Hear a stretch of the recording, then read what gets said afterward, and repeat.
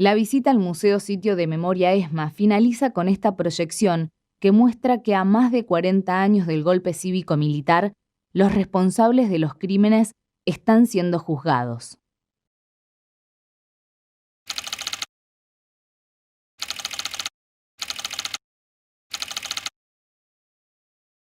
En la Escuela de Mecánica de la Armada, integrantes del grupo de tareas 3.3 decidieron incluirlos en un traslado. Traslado que todos conocemos. Consistió en aplicarles una inyección total pentonaval, condujer a los aviones de la muerte, a la participación de los pilotos de la muerte. Es decir, a las víctimas de este grupo se les causó la muerte en forma dolosa. Fueron arrojados mar adentro. Declárase abierto el acto en la causa número 13 contra las siguientes personas: Almirante General Almirante Jorge Eduardo Rafaelio Macera, Almirante Armando General. Condenar a Jorge Rafael Videla a las penas de 50 años de prisión, a la pena única de reclusión perpetua.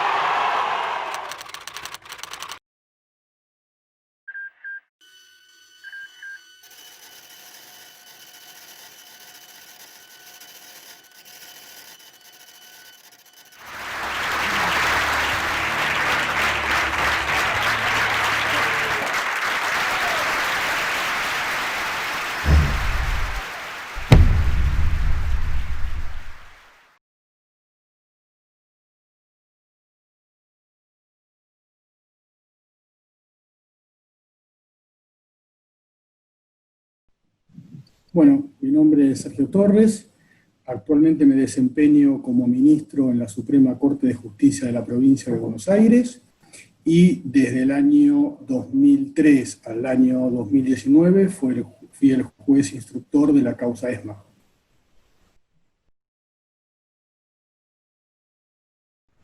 Sí, yo vengo de una familia trabajadora.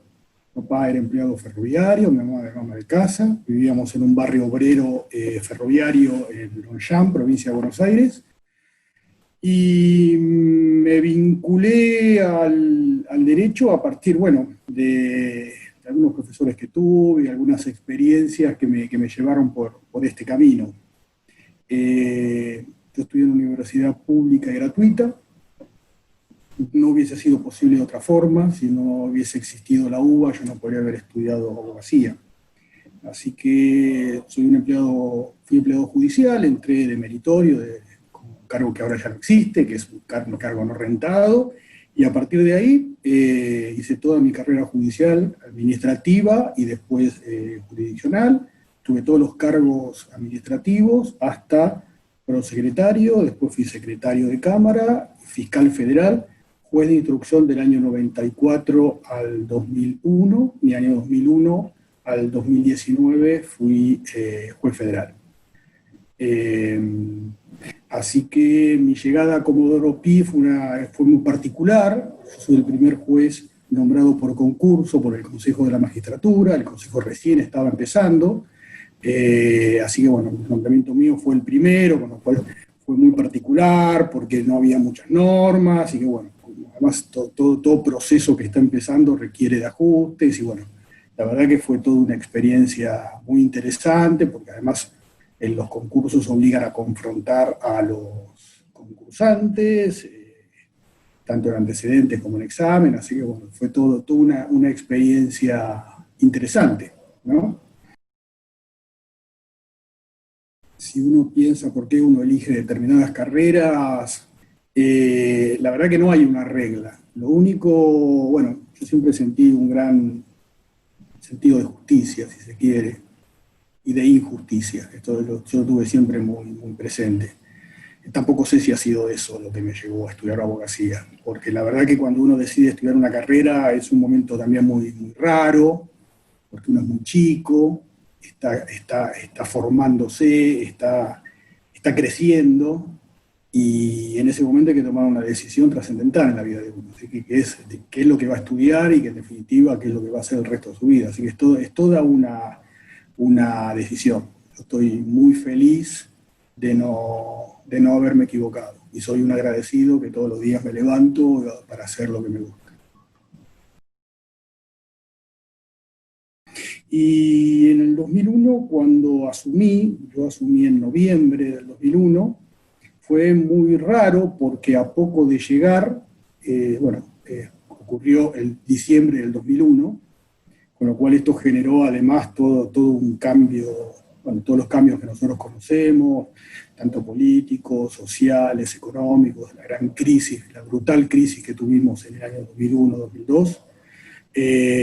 Así que fue todo un escenario por lo menos novedoso, primero porque recién llegaba a un lugar que nunca había estado, y por otra parte, todos los desafíos que aparecieron con esta crisis.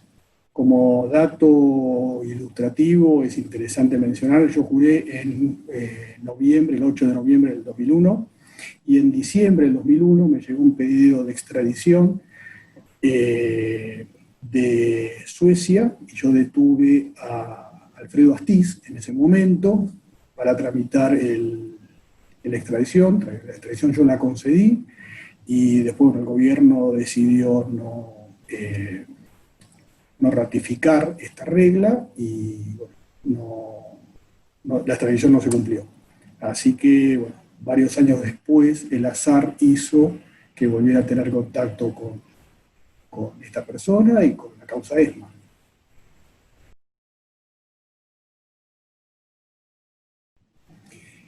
Yo, en la época del terrorismo de Estado, es decir, del año 76 al 83, yo vivía en Longchamp, vivía a 30 kilómetros de la capital, con las distancias que no son las de ahora. Nosotros estábamos realmente muy lejos, no teníamos teléfono, en el barrio había un solo teléfono público para todo el barrio, con lo cual no era obviamente las lógicas de comunicación, de traslados, solamente estaba el colectivo y eventualmente el tren. Así que yo era un chico. Cuando fue el golpe de Estado, yo tenía 12 años, 11 años, en realidad cumplía 12 ese año, así que era muy chico, fue muy chico, y pasé casi toda la dictadura en el secundario. Así que yo terminé el secundario en el año 83. Así que terminé junto con la dictadura.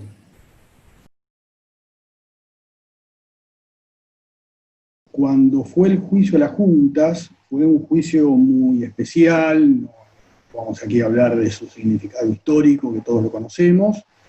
En el plano más terrenal, esto ocurría, yo trabajaba en tribunales, era pinche, es decir, tenía el cargo más bajo del escalafón administrativo, y trabajaba en lo que se conoce como la mesa de entrada, que es la recepción de expedientes, recepción de abogados y demás.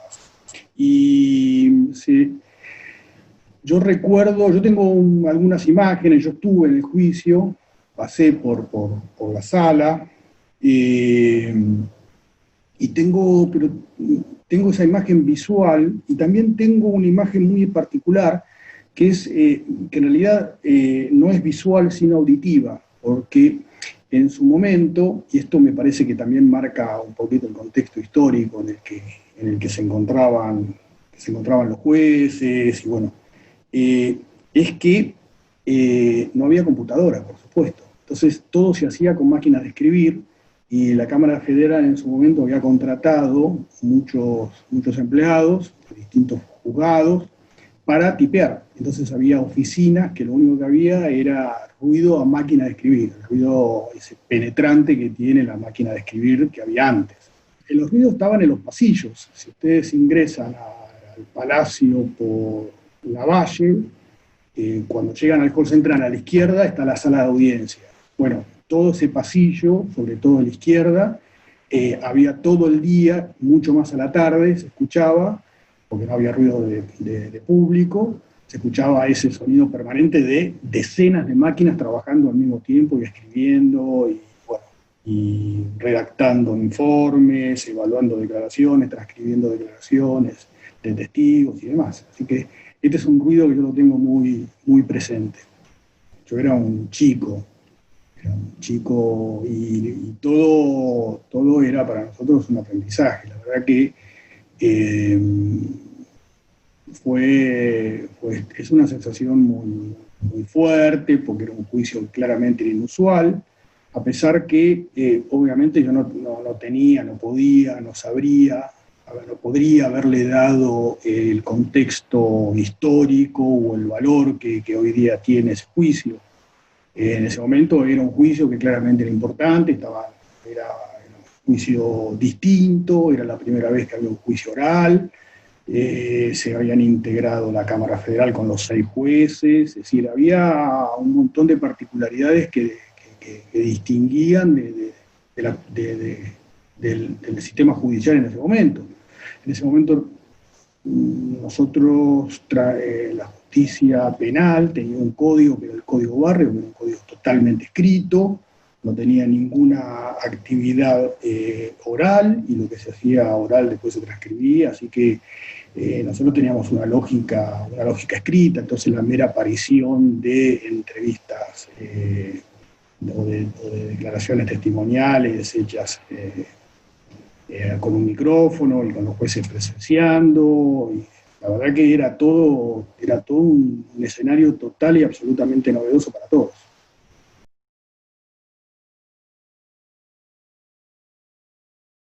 Desde la sanción de las leyes de amnistía en el año 86 y el 87, hasta la restauración completa de los juicios, con la derogación de estas leyes, la declaración de inconstitucionalidad, ocurrieron en el país muchas cosas. En el plano jurídico, lo más importante fue la reforma constitucional, y esto permitió la incorporación en el artículo 75, inciso 22, del bloque constitucional de los derechos humanos. Esto abrió un nuevo escenario jurídico judicial para el país.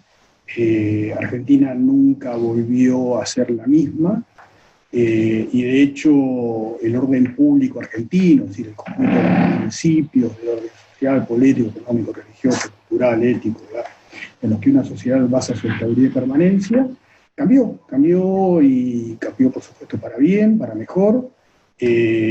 Fueron receptados numerosos derechos, hubo que adaptar la legislación interna, y paralelamente a ese avance notable del sistema judicial y del sistema normativo, se mantenía como 2 planos. Me parece que hay un primer plano que es el plano de la impunidad,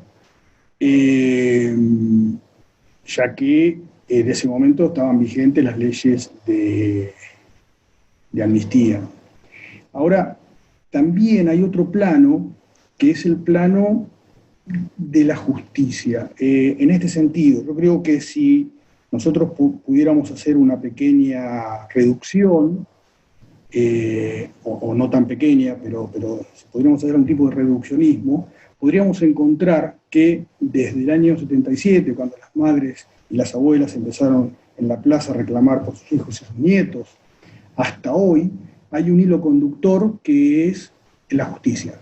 La justicia está siempre presente desde los reclamos iniciales de justicia, en los reclamos en la plaza, la ley de autoamnistía hecha por los militares a poco de irse, la derogación de Alfonsín de esta ley, la asunción de Alfonsín el Día Internacional de los Derechos Humanos, el 10 de diciembre, que es el día en el que en Argentina los presidentes asumen, en otra época asumía el julio, y bueno, por otra parte, lo que decíamos recién, juicio a las juntas, las propias leyes de amnistía marcaban también un hilo conductor, porque era un freno a la justicia, y mientras se mantuvieron también vigentes los llamados juicios por la verdad y los juicios por sustracción de menores y robo de bienes. Y estos juicios por la verdad sostuvieron, con sus particularidades, el derecho a las víctimas y a sus familiares a saber qué había ocurrido con sus familiares. Y claro, eso me parece que es un escenario que es interesante de tener presente, porque la justicia en estos temas, en materia de derechos humanos sobre todo, hay siempre una permanente puja, una pulsión entre justicia e impunidad. Hay como siempre, en todos los procesos, en todos los países, está presente. Argentina, por supuesto, no fue ajeno a esto. Y parece que en Argentina igual el sistema judicial respondió ante esta situación. Yo recuerdo alguna vez, yo tuve una charla hace unos cuantos años en Salamanca, y para alumnos en un posgrado, y eran muchos alumnos y demás. Cuando terminó la charla, estamos hablando del año 95, creo, marzo del 95, si no me equivoco. Yo estaba representando a la Universidad de Buenos Aires y estaba hablando de delitos ambientales, no tenía nada que ver con esto. Y uno de los alumnos se paró y pidió la palabra y me preguntó qué sentía yo de pertenecer a un poder judicial que permitía que gente como Galtieri caminara por las calles. Esta fue exactamente la pregunta. Y yo le dije que en realidad yo estaba representando a la Facultad de Derecho de la UBA, les expliqué que era la UBA, les dije que nuestro decano era el doctor D'Alessio, que fue uno de los jueces de las juntas, y que si había gente que estaba caminando por las calles cuando no debiera hacerlo, no fue una decisión de los jueces, sino fue una decisión política. Y les repetí una frase muy conocida de un profesor del siglo XIX italiano, Francisco Carrara, que dijo que cuando la política entra a tribunales por la puerta, la justicia sale por la ventana. Bueno, en este momento la justicia acababa de ganar la calle, le dije, y está esperando que en algún momento pueda volver a entrar al edificio. Y un día llegó el año 2003, se reabrieron las causas. El 1 de septiembre de ese año la Cámara Federal decidió sortear los expedientes en una decisión de superintendencia, y el azar hizo que me tocara primero la causa de primer cuerpo y después la causa de ESMA. En un momento, bueno, se decidió que un juez no podía llevar adelante las dos investigaciones juntas, y la Cámara decidió que me quedara con la causa ESMA. Y ahí se presentan una cantidad de cuestiones, por supuesto, que son raras, son sensaciones, pues son sensaciones. En realidad uno tiene que hacer lo que tiene que hacer porque es lo que establece el código, es lo que dicen las leyes, pero yo recuerdo, por ejemplo, que cuando me trajeron el último cuerpo de la causa, la última hoja estaba borroneada, estaba sucia. Claro, la causa había estado archivada desde el 87 hasta ese momento. Y bueno, esa hoja era un símbolo también, ¿no? Entonces, a partir de ahí nosotros le pusimos una hoja nueva, que era hoja de inicio de la investigación, dándole cuenta a las partes del nuevo juez que intervenía, ¿no?, las formalidades del caso, y esa hoja era blanca, era limpia, era otra cosa. Entonces, tenía como una especie así de valor simbólico, o por lo menos yo lo sentí así en ese momento. Claro, el proceso de verdad, de memoria y de justicia que se lleva adelante Argentina tiene particularidades que lo hacen único en la historia. No hay ningún país que reúna las características que tiene este proceso. Fíjense ustedes que se usa el mismo código penal que había en el momento de los hechos, se usa el mismo código de procedimiento que se usa en cualquier otra causa. Yo ese día recibí 5 causas sorteadas por la Cámara Federal y ESMA. Bueno, eran 5 causas y las 5 tramitaron con el mismo código, con el mismo juez. No había un juez nombrado a propósito de esta investigación. No había estructuras judiciales creadas ex post facto. Era el mismo juez que el día anterior, que el último día de agosto estaba sentado ahí y después siguió estando sentado.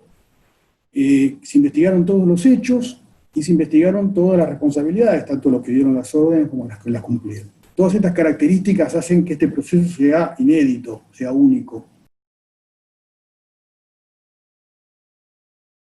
Yo he hecho muchos cursos, tengo una formación académica completa, tengo hasta postdoctorado, así que profesor universitario de hace muchísimos años, más de 30 años, en varias universidades públicas, he publicado libros, he dado muchas conferencias, y sin embargo, toda esa formación que yo tuve no me había preparado para una causa de esta característica.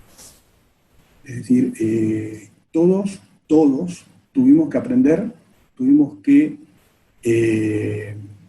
no digo agarrar los libros otra vez, sino empezar a repensar cómo llevar adelante una investigación de estas características, una causa compleja, amplísima, muy difícil de seguir. Nosotros teníamos muchísimos cuadros, la verdad que es muy compleja desde muchísimos lugares, incluso el mero transcurso del tiempo hace que la investigación tenga dificultades, porque hay muchos testigos que no están, o testigos que están, son grandes, hay muchos testigos o víctimas que no viven ya en el país, es decir, fueron cambiando, son muchos años en el que cambiaron muchas cosas, y generó múltiples desafíos. A mí me gusta siempre recordar que nosotros trabajamos con la gente que teníamos.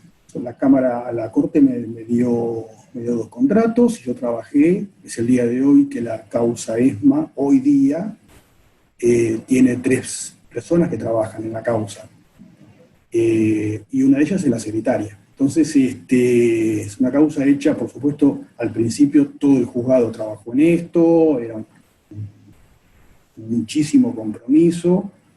Esto es importante también de mencionar, porque tanto los empleados como los funcionarios, como los secretarios, todos trabajaron muchísimas horas, muchísimas más de las que le correspondían, han trabajado sábado, domingo, se han quedado, y no estoy hablando solamente de unos días, sino de muchísimos días, de meses, de muchos meses. Y ese volumen, esa particularidad de la causa, solo podía ser abarcada con mucho trabajo, con mucho esfuerzo, porque no éramos muchos los que hacíamos, llevamos adelante esta investigación. Entonces obligaba a un gran trabajo, y bueno, esto es importante, y valga aquí la mención, porque la entrevista me la están haciendo a mí, pero atrás mío hay un grupo enorme de chicos y chicas que han trabajado muchísimo, se han esforzado un montón, y sin ellos todo esto no se hubiese podido hacer. Así que esto es importante también, porque esto marca una dimensión humana. La causa ya tiene unos cuantos años, hay muchos de ellos que han crecido, hay muchos de ellos que son jueces, que son fiscales, han venido otros, pero en todos los casos siempre hemos encontrado muchísimo compromiso para trabajar esta causa. Si nosotros hablamos de momentos, hay muchos momentos, no hay un solo momento. Es una causa que tiene un grado de complejidad tal que la causa en realidad está llena de muchos momentos, de muchísimos momentos. La causa tiene un montón de hitos judiciales, jurídicos, que quizás no sea el momento para hablarlo, pero les menciono nada más que 2, que son del principio. Nosotros tuvimos que tomar una decisión respecto a cómo investigar la causa. Si investigábamos toda la causa entera, como si fuera un solo hecho, o se lo parcializaba de alguna forma para que pudiera ser asequible, para que pudiera ser humanamente trabajada, y decidimos trabajarla por años. Esto permitió tener algún tipo de control en cuanto a las pruebas, las actuaciones que se fueron realizando, y además de encontrarle un orden al trabajo. Por supuesto que era una decisión charlada, recuerdo que hacíamos reuniones con mate en el medio, alguna factura, y charlábamos un rato sobre cómo ir encarando determinados problemas, porque eran todos problemas novedosos. Por ejemplo, Otro ejemplo les doy. Cuando empezamos a tomar las declaraciones testimoniales, tomamos la decisión de no poner en los datos personales de los testigos las direcciones, sus direcciones particulares. Nos parecía que era una medida de resguardo y en todos los casos, si ustedes se fijan, están los domicilios de abogados o de la Defensoría Pública, y no hay domicilios particulares. Los domicilios particulares se reservaban en una caja fuerte, con todos los datos, para que eventualmente pudieran ser, obviamente, requeridos por la autoridad judicial que corresponda. Nos parecía que era una medida de resguardo, donde estaba escrito y no estaba escrito en ningún lado. Y estaba bien, a nosotros nos parecía que era razonable, que no se violaba ninguna garantía constitucional del proceso, a ninguna de las partes, y era una medida de resguardo físico que a nosotros nos parecía que era importante tomar. Un tiempo después ocurrió lo que ocurrió con algunos testigos.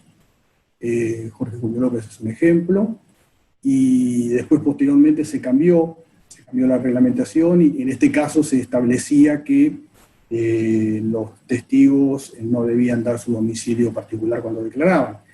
Y eso fue una decisión, no digo intuitiva, fue una decisión que tomamos entre todos, en el equipo que estábamos trabajando en la causa, y que fue tomada,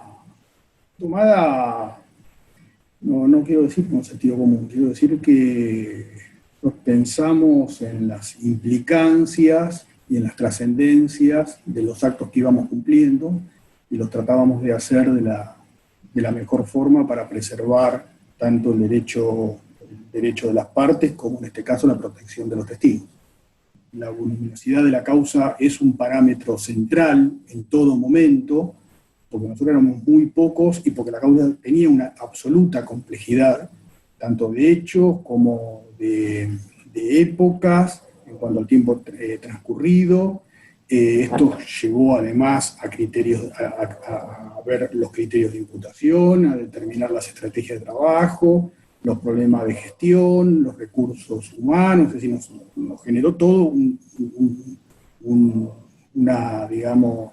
montón de decisiones que nosotros tuvimos que pensar de cómo llevar adelante esta investigación.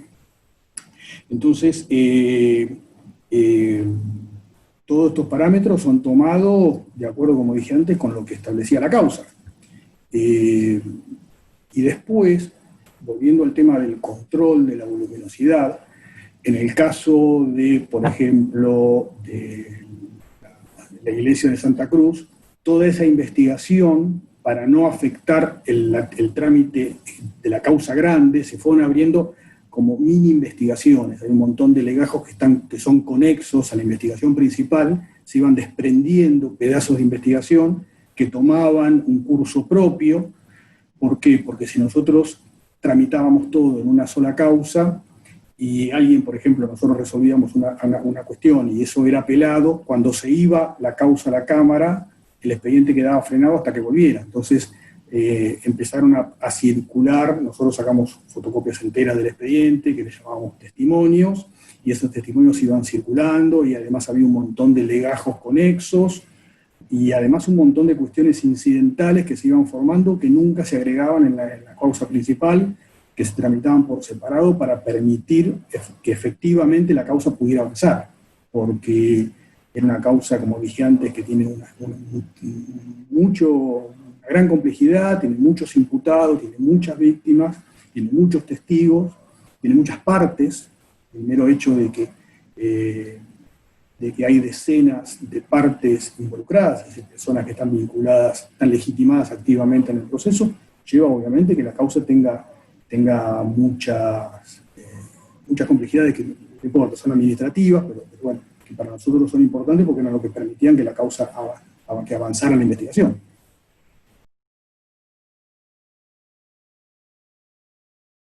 No hubo nada particular. En realidad, cuando lo primero que se decidió, la medida de no innovar, eso eso genera tranquilidad, porque el edificio no puede ser afectado de ninguna forma. Lo que pasa es que después empezaron a aparecer desafíos, porque la medida de no innovar además implica la preservación de la prueba, y esto implica que el edificio tiene que ser conservado. Entonces, y estoy hablando de edificios que tienen muchos años, con lo cual había filtraciones, había humedad, había un montón de situaciones que había que salir a proteger. Y nosotros vimos algunos otros escenarios. No había ninguno que fuera igual, fuera similar de lo que ocurrió en otros países. La ubicación de la ESMA es una ubicación muy especial, es un edificio con una ubicación, digamos, una locación absolutamente urbana, está en medio de la ciudad.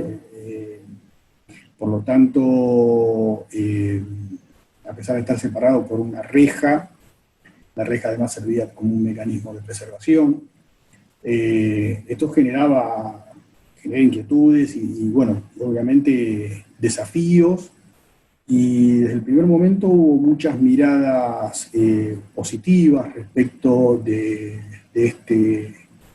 estos edificios, de su utilización, pero bueno, la prioridad en el primer momento fue la preservación que importa el cuidado del lugar y que no se deteriore, porque si se viene por una filtración de agua, después se viene abajo un techo, bueno, por supuesto provoca, entre otras cosas, es una tragedia edilicia, pero aparte es una afectación de la prueba, así que esto debió siempre garantizarse, y es un principio rector que yo cumplí en cada caso. Nos tenían que pedir autorización incluso para poner aire acondicionado, es decir, nosotros tuvimos que ir autorizando cada caso, porque para nosotros el predio era una unidad que tenía una unidad jurídica, con una medida judicial también única, y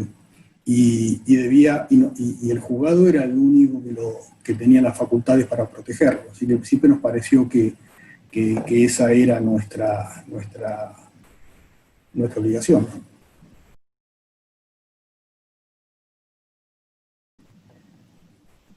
Sí, la primera vez que fuimos con los funcionarios del juzgado.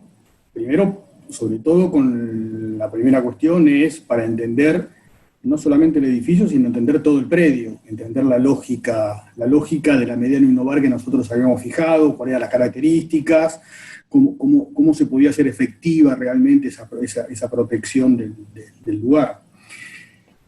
Y después, por supuesto, nos permite el edificio, tal como si hoy lo recorren, nos permite una mirada de un sistema. En definitiva, lo que hay ahí era un sistema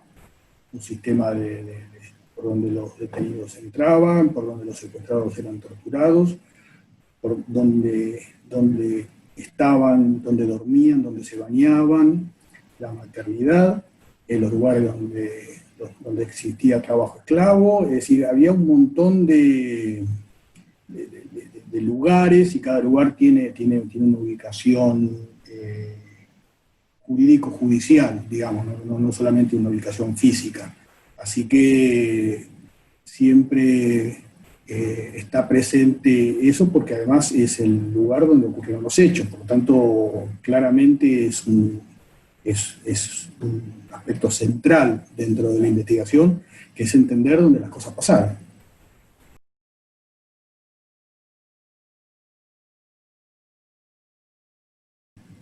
Sí, ahí hay una cuestión particular con respecto al edificio que se vincula con la escalera.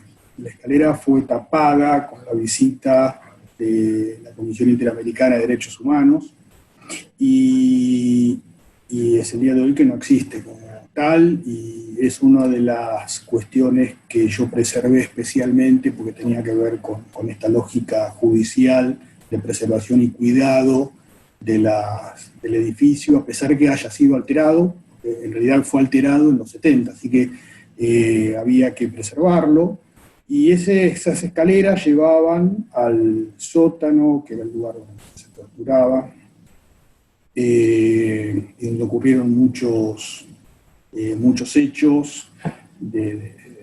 Es más, nosotros teníamos declaraciones de personas que decían, que nos contaron que estaban sentadas esperando que los torturaran. Es decir, es toda una escena muy macabra.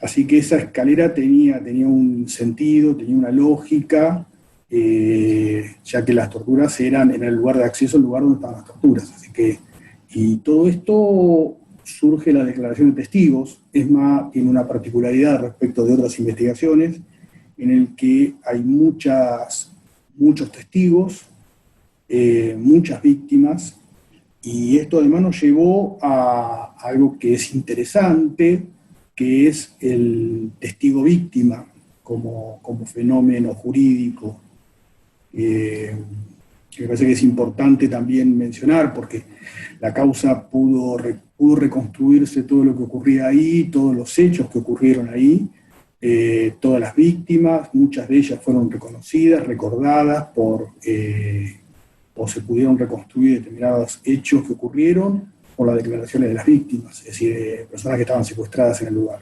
Esto le da a la causa un gran valor, porque las víctimas son centrales, y sus declaraciones son nodales para entender esto que ocurrió. Así que nosotros, por supuesto, siempre nos apoyamos en esas declaraciones testimoniales, porque eran de personas que habían estado en el lugar, con lo cual estaban contando de algo que habían percibido por sus sentidos. Así que nosotros nos pareció, y este criterio fue además ratificado por la Cámara Federal, la Cámara de Casación Penal, los tribunales orales y finalmente por la Corte Suprema. Así que el valor de las declaraciones de las víctimas es central para entender también todo lo que ocurrió allí.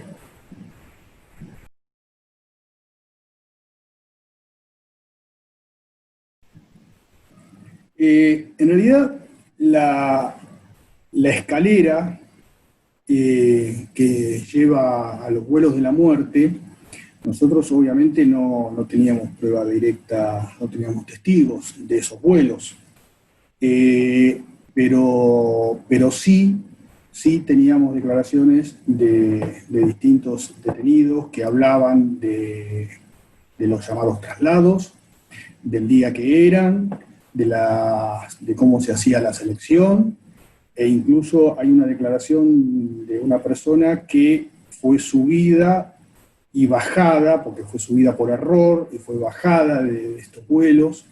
Entonces,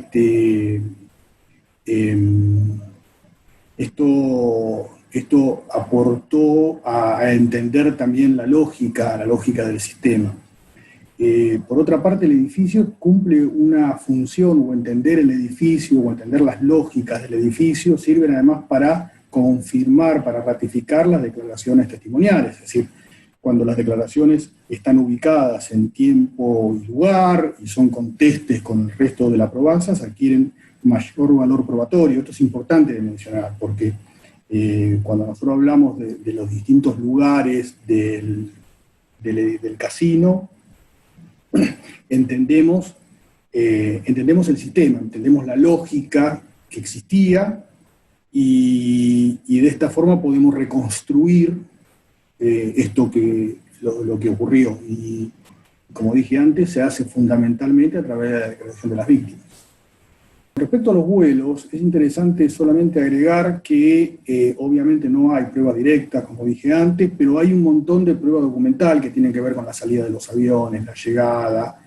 Recordemos que los vuelos de la muerte es una segunda etapa. La primera eran personas arrojadas muertas al río, y las distintas corrientes del río de la Plata las llevaban los cuerpos a las costas, tanto argentina como uruguaya. En el caso de los vuelos, las personas eran sedadas con algo que se conoce como pentotal, tranquilizante, y el motivo de no arrojarlas muertas es que si eran arrojadas vivas al mar, los espacios aéreos del cuerpo se llenaban con aire y el cuerpo se hundía. Esta era la lógica que tenía el llevarlos dormidos en el avión.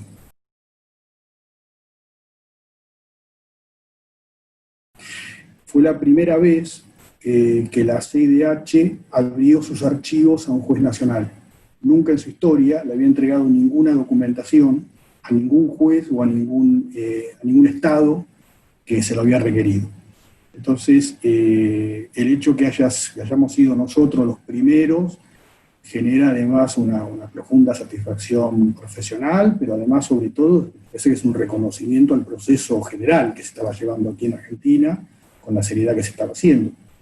Y tan inédito fue que hubo que redactar, y ahí se redactó un protocolo, porque no había protocolo, no existían las reglas bajo qué condiciones entregarle a un juez documentación, porque reitero, nunca se había hecho. Así que, bueno, fue todo un proceso interesante, porque le agregó un volumen adicional al trabajo nuestro y generó además una dimensión internacional en cuanto a la obtención de pruebas. Recordemos que en la causa ESMA hay pruebas de muchos países, hay víctimas de 21 países, por lo tanto la actividad con otros países fue muy profunda, fue muy larga, fue muy prolífica. En la causa ESMA están incorporadas todas las declaraciones y todas las pruebas colectadas en el juzgado de la audiencia número 5 de Baltasar Garzón de España y de otros tribunales de otros países. De hecho, y esto también me parece que es algo novedoso, había muchas víctimas o familiares o amigos que podían ser potenciales testigos, que vivían fuera del país y que no había forma de que pudieran trasladarse.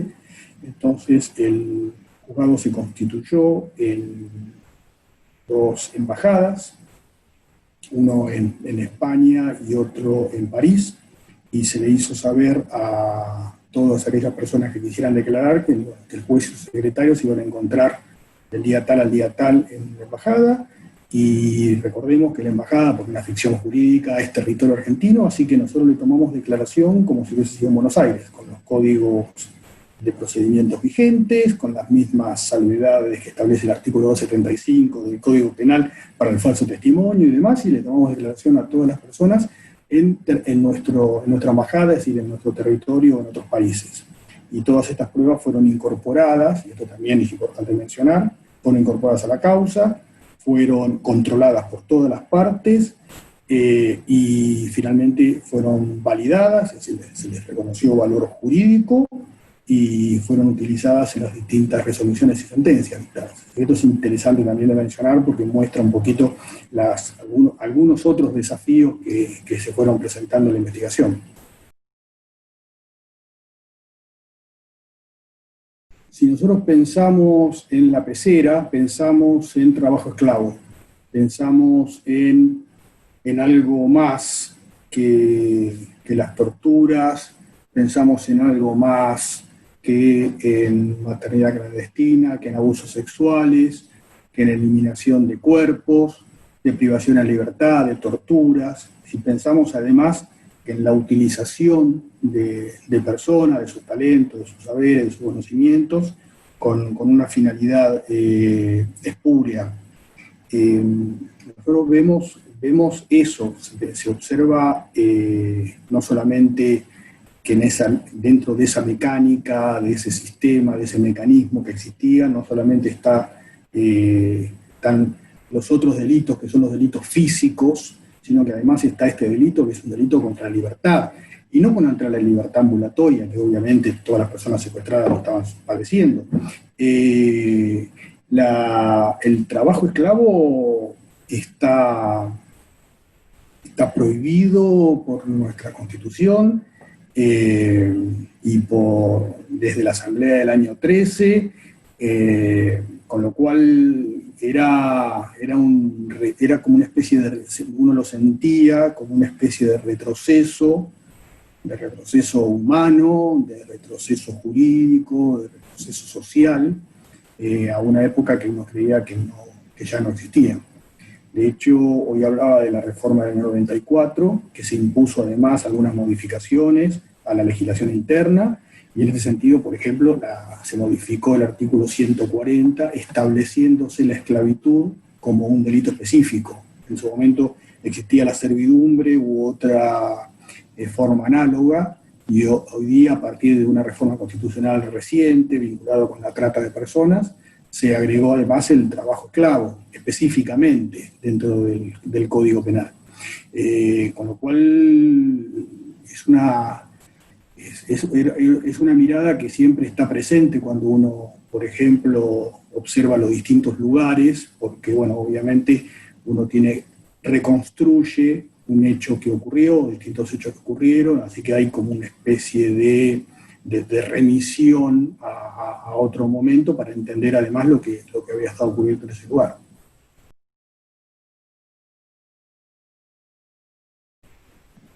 Sí, bueno, una de las particularidades que tiene la investigación tiene que ver con los imputados. Nosotros investigamos tanto a los civiles como a los militares, y tanto los que dieron las órdenes como los que las cumplieron. Y una de las particularidades que tiene esta situación tiene que ver con los alias. Hay muchos imputados que tienen alias, es decir, tienen nombres de guerra, por los cuales eran conocidos, y esto obviamente genera muchas dificultades. Hubo que hacer un gran trabajo, y ahí hubo que hacer también, digamos, recordemos que pasaron casi 40 años, 30 y pico de años desde los hechos, con lo cual hay muchas dificultades en cuanto a la investigación por el tiempo transcurrido. Y los alias fue un desafío. De hecho, es el día de hoy que no todos los alias están identificados. Hay una tarea pendiente todavía que está haciendo tanto el juzgado como la fiscalía, que es intentar determinar los nombres que están atrás de cada uno de esos alias. Y en esto vuelvo a decir que el gran apoyo siempre fueron las declaraciones de los testigos, que fueron los que le dieron nombre, los que corporizaron determinados nombres o determinados alias, es decir, fueron los que finalmente permitieron que nosotros podamos establecer responsabilidades en aquellos lugares donde era difícil llegar por la prueba que teníamos.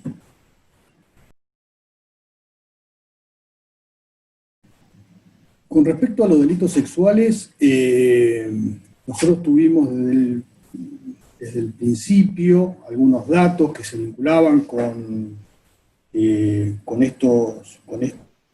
tipo de delitos, y posteriormente se estableció un debate jurídico que fue lo que después permitió el avance sobre esta problemática, que tiene que ver sobre si los delitos sexuales, los abusos de distinto tipo de naturaleza o de índole sexual, formaban parte de los tormentos. Hay bueno, como dije antes, un debate jurídico. Finalmente, bueno, yo entendí que hubo algunos idas y vueltas, discusiones jurídicas en distintas instancias, pero yo entendí que se trataba de un hecho distinto, que una cosa era la tortura y otra cosa eran los delitos de naturaleza sexual. Por otra parte, es interesante mencionar que estos delitos tienen una protección particular también por parte del Código, que establece la indispensable dispensa de la víctima para poder llevar adelante la investigación. Esto se conoce como un delito dependiente de instancia privada. Una vez decidido que se trataba de un delito autónomo, a mí me parece que el gran valor que tuvo esa resolución, primero, es mostrar uno de los mecanismos que tuvo el sistema en cuanto a un mecanismo de deshumanización de la persona, la utilización de la mujer como una cosa, y los distintos abusos en distintas situaciones y demás. Por supuesto, esto pasaron 40 años y sin embargo hubo muchas víctimas que decidieron no impulsar la investigación. Es decir, es un tema que es muy complejo, es muy difícil. Yo tomé la decisión de declararlo de lesa humanidad. Una vez que se estableció esa declaración, el delito se transformó en imprescriptible. Esto fue apelado y después confirmado por las distintas instancias. Y además se llevó adelante distintas resoluciones en las que se avanzó respecto de algunos imputados.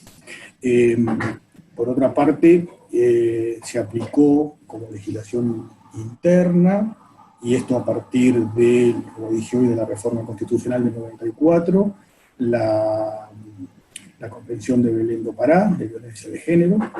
Así que me parece que esto era toda una cantidad de escenarios que eran interesantes para mencionar y para mostrar y visibilizar sobre todo una de las formas más macabras de los delitos que así ocurrieron, ¿no?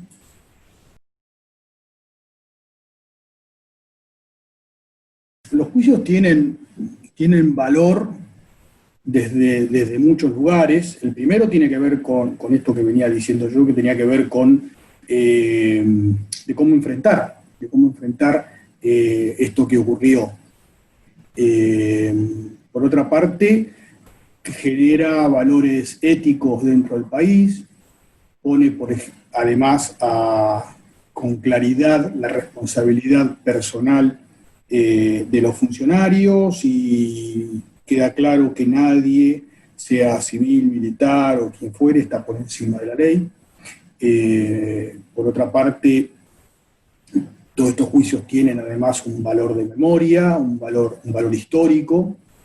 El hecho que estén en el archivo para la memoria todos los documentos vinculados con esta investigación, que estén todas las páginas virtuales de los distintos integrantes del Estado y organismos de derechos humanos de la causa, marcan este concepto.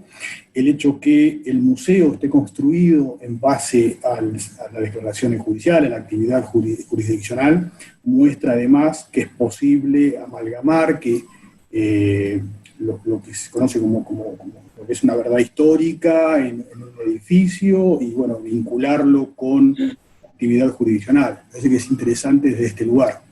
Así que las virtudes son muchas.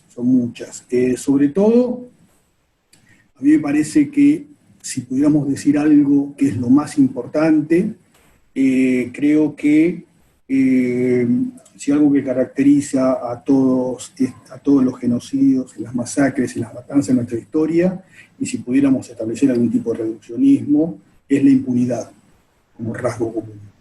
Y la impunidad es quizá el camino para su repetición. Argentina está transitando un camino distinto, inusual, no exento de dificultades, por supuesto, pero es un camino distinto, un camino de justicia plena, absoluta, integral, y es una respuesta distinta de un Estado, de una sociedad, sobre todo. El Estado simplemente lo que hace es, me parece, actuar en representación de lo que la gente de la conciencia social piensa. Me parece que nosotros tenemos en ese sentido un valor respecto de lo que ha ocurrido en otros países, y finalmente es una respuesta distinta a unos delitos cometidos del Estado, un delito de lesa humanidad, un delito cometido contra la humanidad, y es una respuesta distinta. Este es un gran valor que nosotros tenemos para mostrar. Es una respuesta, como dije antes, distinta de lo que habitualmente viene ocurriendo. Así que este quizás sea el camino para que otros países puedan transitar y enfrentar sus desgracias, y evitar que estos hechos después se vuelvan a replicar. Me parece que este es el gran valor que tiene este juicio.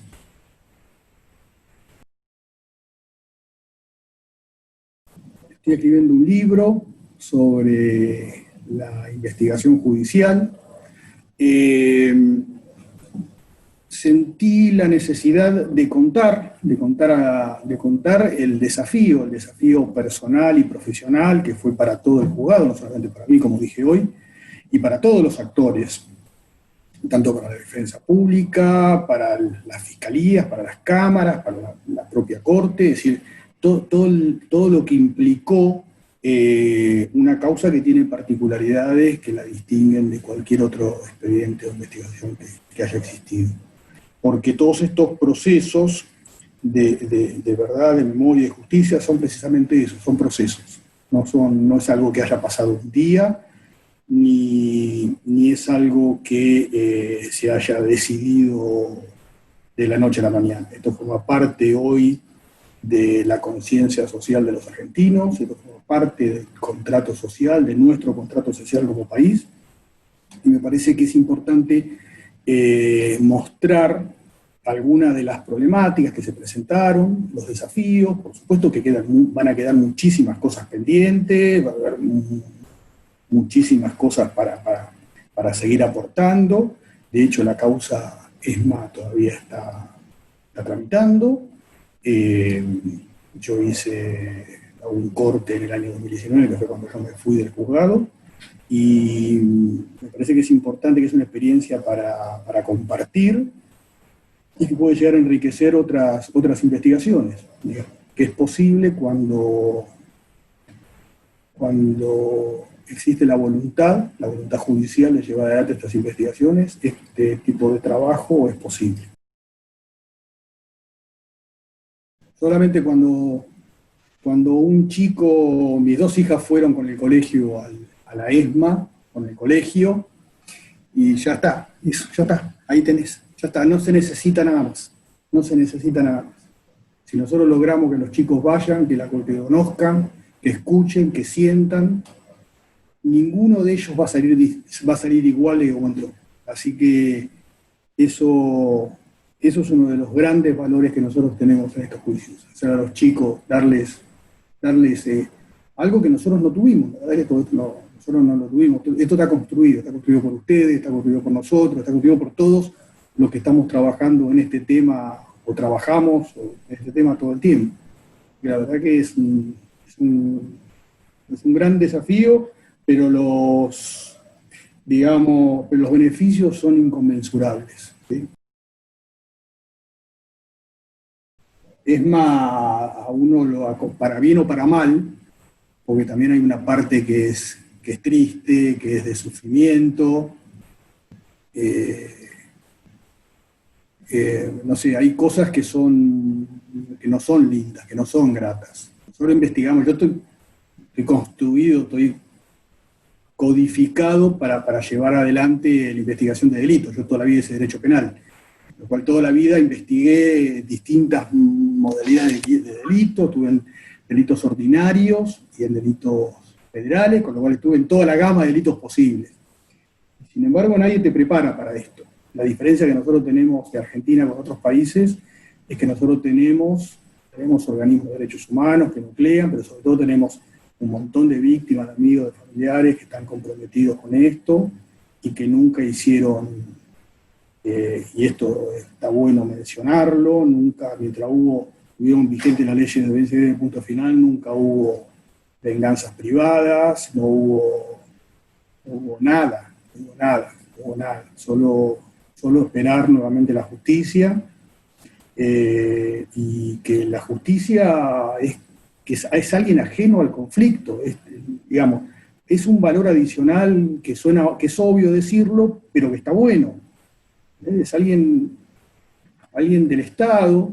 Yo en algún momento en el libro me pregunto cómo es posible que alguien que fue víctima de estos delitos, que durante muchos años sufrió del Estado, no solamente que le cometieran el delito, sino que además le habían violado el derecho más sagrado que tiene toda víctima, que es el derecho a no serlo.